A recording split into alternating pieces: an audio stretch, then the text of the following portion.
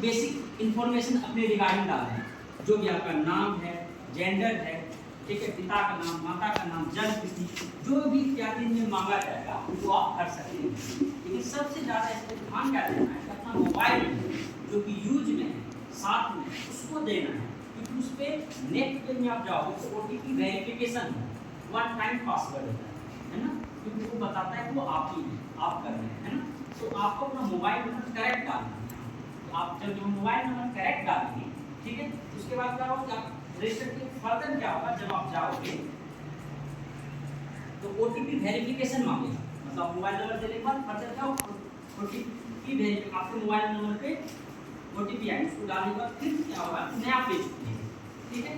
यहाँ पर क्या है कि आपके जो बेसिक हैं स्टूडेंट, आपके एड्रेस वगैरह, सब्जेक्ट मैटर, जो भी आपका इशू है उन सब आपको यहाँ पर मांगा जाएगा। लेकिन आपको ध्यान देना है कि आपने शैक्षणिक संस्थान का ध्यान देना है, ठीक है, कि आप जो कर रहे हो शैक्षणिक संस्थान से रिलेटेड हो। तो जो भी पता आपका, जो भी आपका पता है, गांव क्या है, पोस्ट क्या है, थाना क्या है, जो भी आपको देना है, शिकायत संबंधित विवरण भी देना है, क्या आपकी शिकायत, क्या समस्या है वो भी देना है ना। और कॉलेज के बारे में भी जानकारी देना है, जैसे आप इस कॉलेज में इसके बारे में जानकारी देना है, RDM गोविंदपुर कहाँ लोकेटेड है, सुप्रीम लोकेटेड, उनका कोड है, कोड वगैरह जो भी मांगा जाएगा आपको इसके अंदर फिल करना है, ठीक है। ये फिल करने के बाद क्या होगा, फिर नया पेज फर्दर आगे खुलेगा, ठीक है। इसमें क्या होगा, अगेन इसमें कई और फर्दर डिटेल मांगा जाएगा, जैसे कि कॉलेज के बारे में और भी डिटेल इसके अंदर मांगा जाएगा, ठीक है। और इसके अंदर इम्पोर्टेंट ये है कि आपका कॉलेज के बारे में मेरी जानकारी मांगा जाएगा, इसके अंदर नए पेज में क्या है, कॉलेज के बारे में जानकारी मांगा जाएगी।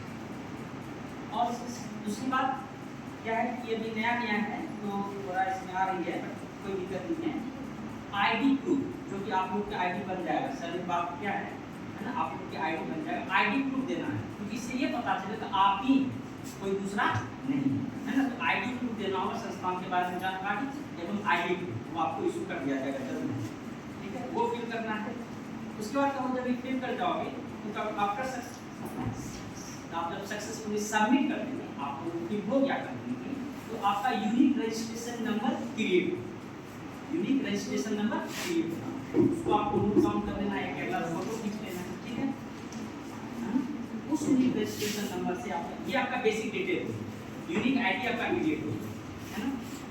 उसके बाद प्रिंट पेज करा लो, आपका जो है क्यों कराना है, तो प्रूफ पेज है ना, प्रिंट करने का आएगा, जो आप फॉर्मेट कर रहे हैं 2 या 3 4 पेज का, वो सारा प्रिंट कर लेना है, ठीक है। वो प्रिंट कर लेने के बाद वो ये प्रूफ आपके पास हो गया। उसके बाद क्या होगा, जो आपने यूनिक ID जनरेट किया है उसे फिर से लॉगिन करना है। लॉगिन कैसे करेंगे, जाएंगे 2 ID, तो न्यू रजिस्ट्रेशन, जब भी आप सहयोग बिहार का उसमें न्यू रजिस्ट्रेशन एंड लॉगिन, आप आपने रजिस्ट्रेशन कर लिया है। सेकंड क्या है, लॉगिन करना है।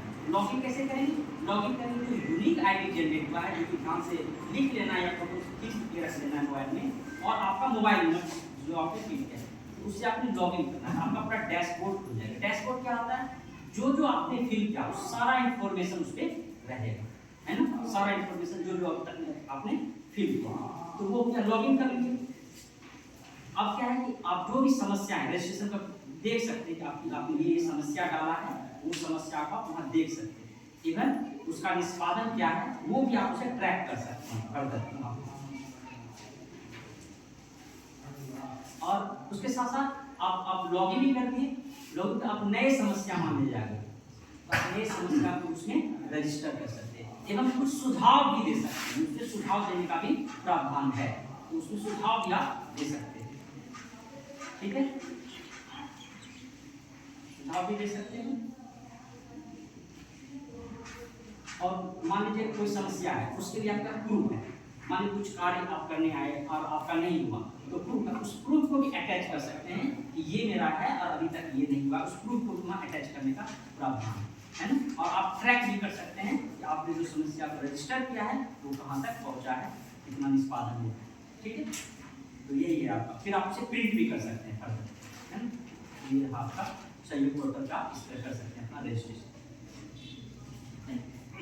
एक बात आई, जो सर ने बताया है स्टूडेंट्स ID, ठीक है, तो आपको तो चाहिए होगा, तो हम लोग कर देंगे व्यवस्था, हम सुदामा जी से बात कर लेते हैं।